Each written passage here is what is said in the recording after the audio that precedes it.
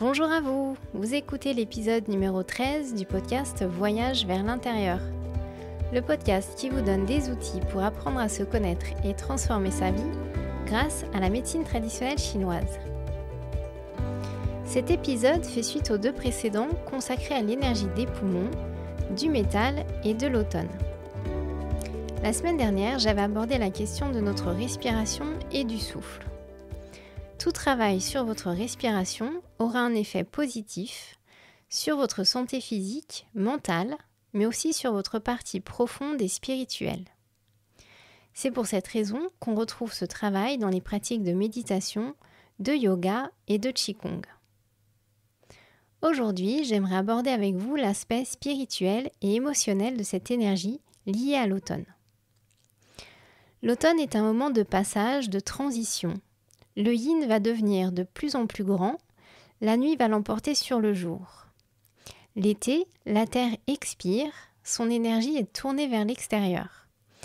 Et l'hiver, la terre inspire, son énergie retourne vers l'intérieur et reconstitue ses réserves.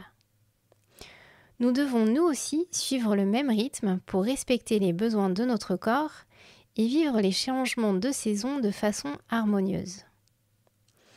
Ce moment de transition peut induire en nous des états de tristesse, de mélancolie, si l'énergie des poumons est affaiblie. L'automne est aussi un moment où les frontières entre le monde visible et invisible sont plus perméables, et on peut aussi être perturbé par rapport à ça.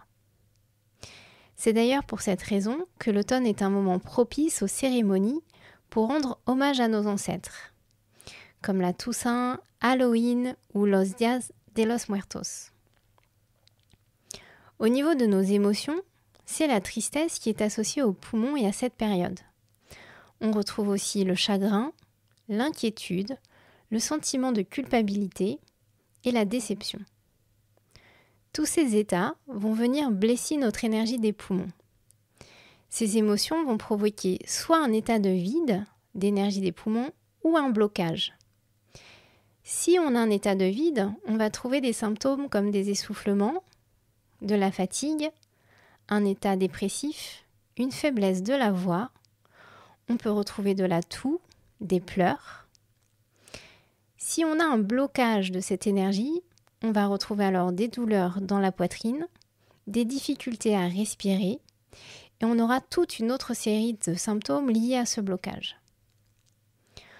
On retrouve souvent des affections pulmonaires suite à un deuil ou à la perte de quelque chose ou à un changement de vie qui nous fait regretter des moments du passé. Dites-vous que la tristesse est une réaction normale suite à la perte. Elle nous permet l'acceptation, elle nous permet un temps d'intégration.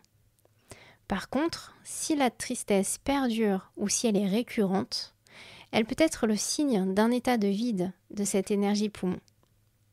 Alors, on peut très bien passer à côté de tous ces états intérieurs, ne pas écouter ou tout simplement ne pas en avoir conscience. Vous vous souvenez, je vous avais parlé du pot, de l'âme corporelle, cette partie de nous qui est reliée à l'ancrage et à l'incarnation. Eh bien, plus on va affiner sa conscience corporelle, en qigong par exemple, plus tout ce qui est de l'ordre de l'inconscient va se révéler et se manifester pour pouvoir être transformé. Et tout ce travail se fait sans l'intervention du mental. Car notre mental, comme un singe, peut nous jouer des tours et nous raconter beaucoup d'histoires. Et finalement, va nous empêcher de résoudre le véritable nœud du problème. La tristesse peut nous blesser car elle touche notre partie profonde, notre intimité. Et c'est parce qu'elle vient nous toucher qu'il faut s'y attarder un peu. Chaque émotion va nous permettre d'apprendre quelque chose sur nous, de nous transformer. Mais il faut oser l'exprimer ou la reconnaître. Oser pleurer, parler pour extérioriser ses sentiments. J'aimerais m'attarder avec vous sur les pleurs.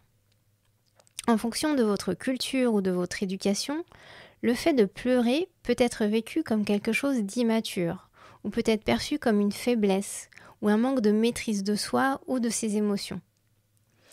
Pleurer, c'est un mécanisme naturel pour notre corps. C'est un moyen de nous décharger émotionnellement, d'évacuer le trop-plein. C'est le petit chapeau de la cocotte minute qu'on enlève. Je pense que vous avez tous déjà ressenti ce soulagement après une grosse crise de larmes. Alors bien sûr, les pleurs peuvent survenir dans des situations très différentes. On n'est pas tous égaux avec nos pleurs, justement en fonction de notre sensibilité et de notre capacité à accueillir nos émotions. Mais je vous invite à vous questionner sur ce sujet. Avez-vous des pensées de jugement sur vous-même ou sur les autres quand quelqu'un se met à pleurer devant vous ? Est-ce que vous vous empêchez de pleurer quand vous sentez les larmes monter ? Ou si vous avez des enfants, quel discours avez-vous par rapport aux pleurs et aux larmes ? Les larmes et les pleurs nous permettent d'évacuer ce trop-plein. C'est comme si le corps ne pouvait plus contenir la surcharge d'émotions ou de tensions et que nos larmes nous permettent de nous décharger, d'évacuer. Si vos émotions ne s'expriment pas, ne sortent pas, alors elles vont s'imprimer et elles vont rester bloquées et générer des troubles. Des fois, notre mental, notre ego, nos résistances ne nous autorisent pas cette décharge. Il n'y a pas si longtemps, juste la veille de mes menstruations, un moment où la sensibilité est un peu exacerbée, je me suis mise à pleurer. C'était des pleurs de fatigue. Et ma fille, qui est arrivée à ce moment-là, elle me voit et elle me dit « Maman, comme tu as de la chance, moi ça fait longtemps que je n'ai pas pleuré et je sens que j'en aurais besoin. » Alors ça m'a fait sourire, j'étais si contente de voir qu'elle avait déjà compris le côté libérateur des larmes. Par contre, je me suis dit que j'avais vraiment du travail à lui apprendre à ne pas retenir et à s'autoriser à le faire. Donc heureusement, en médecine chinoise, grâce à l'acupuncture au tuina, on a des points d'acupuncture qui permettent de lâcher cette tension. Ce sont des points qui vont nous aider à ouvrir les vannes. Donc ne voyez pas vos larmes comme de la sensiblerie, mais plutôt comme une réaction normale du corps pour se décharger. Par contre, si vos pleurs sont fréquents, que votre état de tristesse perdure, alors il y a de fortes chances que ce soit l'énergie de vos poumons qui soit en faiblesse. Alors, il y a beaucoup de choses à dire sur les poumons d'un point de vue de la médecine chinoise, mais mon but dans ces podcasts n'est pas de vous faire un cours, mais juste de vous donner des outils dans votre quotidien. Vous trouverez en complément de ce podcast une fiche détaillée sur l'énergie des poumons et ses correspondances. Donc pour résumer ces 3 épisodes sur l'énergie des poumons et vivre cette saison selon le rythme de la nature, il vous faut commencer à vous coucher un petit peu plus tôt et à vous lever encore un petit peu tôt. Il vous faut vous relaxer, vous détendre, poser votre respiration. Il vous faut prendre le temps d'aller marcher dans la nature, de sentir, d'humer les odeurs de la terre. Écouter, accueillir ce qui a besoin de s'exprimer en vous. Il vous faut faire de l'exercice en choisissant des mouvements qui vous permettent de libérer la cage thoracique, la poitrine, les épaules et bien sûr renforcer vos défenses immunitaires et garder une alimentation saine. Voilà, j'espère que ce podcast vous a plu. Si vous pensez qu'il peut être utile à quelqu'un, n'hésitez pas à le partager. Si vous souhaitez renforcer votre énergie des poumons, je vous invite à pratiquer avec moi le dimanche 10 octobre de 9h à 10h sur Zoom. Vous pouvez vous inscrire en allant sur mon site internet nellyrobert-mtc.com.